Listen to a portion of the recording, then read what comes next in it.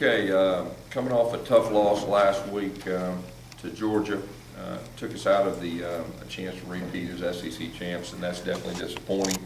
But it's something we got to deal with, and you know, we've got a strong group of seniors. We got our entire coaching staff back, and so there's no doubt in my mind we're going to finish this thing strong. We still got a lot to play for. Playing a very good 1AA team in Sanford. They know a lot about us, you know, with Cody Burns being on their staff. Coach Pat Sullivan is one of the true professionals and gentlemen in the coaching business, obviously an Auburn legend.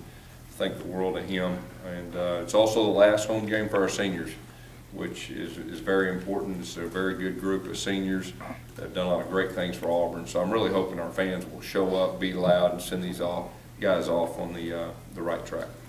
Gus, do you have any, in dealing with something like some players have to bounce back, how do you kind of bounce back mentally when something like that happens? You know, I think, you know, we're always going to have high goals. And, you know, you set your goals high, you don't always reach your goals. And that's the way life works, too. And the true champions and the true winners rebound, and they come back and bounce back. And that's been our message. Our seniors are definitely committed to that, our leadership. Our coaches are, too. We're disappointed. As well we should be. But, hey, that's behind us. That is what it is. And we got to find a way the next 2 weeks to finish this thing strong.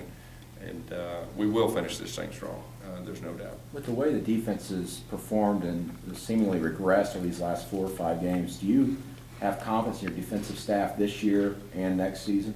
Well, it's the same defensive staff that led us to 13 seconds away from winning the national championship. And, you know, we've got some deficiencies, obviously, and we just got to do a better job of hiding them. And, but, no, I've got confidence in these guys. And like I said, we're going to finish this thing strong. How well do you know Coach Sullivan? Pretty well. You know, he hired, you know, Rhett Lashley as office coordinator when Rhett was the GA here.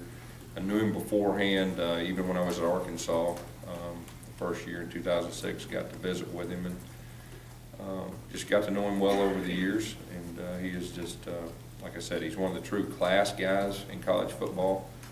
He's respected by, you know, everyone. I've never heard anybody say a bad word about him. And, you know, he's definitely helped me. I lean on him from time to time with advice, and he's an Auburn legend. Is it a little bit strange, and he's on the committee that you interviewed with? Yeah. He's spoken to, I guess in Atlanta, he spoke to the team, didn't he? Yeah, he was our honorary coach. And now he's SEC championship, and he did a great job. He did a great job speaking to our team. He was on the sideline with our team. Halftime, he was there with us, and adjustments and advice, and it was a real special moment. And now you played against him? Is that kind of weird? Yeah, you just, you know, hey, that's part of this business. It is kind of weird, but you know, you got a job to do, and just like Cody Burns on the sideline, and you know, I guess in 2011, Rhett was on their sideline. It's part of the business. Gus, you've been mentioned as a possible candidate at Florida. Would you consider going there? I've got one of the best jobs in college football here at Auburn, and totally committed to that. Gus, you said last night on Tiger Talk that you thought part of the Georgia loss was a carryover from Texas A&M. At what point did you notice that? During the game, or looking? Well, I mean, you know, obviously I felt pretty good. I mean, that Texas A&M loss, the way we lost, I mean, it hurt. There's no doubt, and it should have hurt. But there was some carryover, and as a head coach, you know, I've got to see that. I've got to be more aware of that. And, there was a lot of factors in that. I mean, that was just one of the factors. I mean, Georgia played really good, and they're playing really good football. We started out decent, and then we made some mistakes that kind of snowballed on us, and they're playing really good. So it was a combination of all the above, but there was some carryover, and we got to do a better job of putting that behind us. Did it surprise you even more, though, just because, I mean, you said last week you guys had a good week of practice, and then it just... Yeah, I think so. Is a possibility of Carl Lawson returning the season to completely wiped off the board? Yeah, it doesn't look that way. It doesn't look that way. Gus, Georgia has, and since before you came here, has really beaten up on some Auburn teams that it didn't look like they should have beaten up on like they did. Do you see a difference in the way they play against y'all and what you see them playing against other people? I mean, all I can speak for really is, you know, the time I was here as office coordinator, and of course the last 2 years, and really the last 2 years. I mean, they're extremely talented. They're very good. They're capable. every year playing with the best teams in college football, and obviously it's a big game when they play us, and they usually play their best, so we've got to play our best, and we didn't do that Saturday. Gus, has Duke gotten back on the field at all? Has he been able to do anything, and what do you expect from him this week? No, he's not been back on the field yet, but we're, like I said, it's week to week. We'll hope to get him back, but not ready to say when yet. How pleased have you been with your receivers just over the course of the whole season? We've done some good things at times. We got to be a little more consistent, but I can say that for all areas, on offense. Yes, obviously you never want to see anybody get hurt, but how much more difficult is it for you as a coach to see a guy like Jeff Whitaker, who had to sit out last year and he's a team leader, and he's dealing with another issue now? No, there's no doubt. I feel for Jeff. Jeff's he's one of our leaders, if not our overall team leader. Got a lot of respect from his teammates, offensively and defensively, and really his coaches too. So it was a tough blow. Hopefully we'll get him back, but he's been through a lot, as far as that's concerned since he's been here at Auburn. You've talked a lot about facing the toughest schedule in college football. The numbers back it up. Do you believe the team has been beaten down mentally and even a little bit physically here in these last few games? I'm not. We knew the schedule was the toughest when we first started, and you got to have a plan and be strategic and all that. And we're just we didn't play our best football the last 2 weeks, and we got to find a way to do that because our schedule, it is what it is. But I'm not looking for excuses and this and that. It is what it is. We knew it when we started, and so we gotta finish this thing. You ever been part of a stretch as difficult as this in your career? I've coached for 25 years. I've been through a lot more difficult stretch than this. I mean, bottom line is we hadn't played our best the last 2 weeks. We're still a good football team. We're capable of being a very good football team, and that's the goal, to finish this thing like we can, which I know we can, which I expect us to. Gus, when you go through something like this, how do you know which buttons to push? Do you come out today and have your most physical practice of the year, or you try to lighten things up and have fun? Well, that's part of the coaching strategy.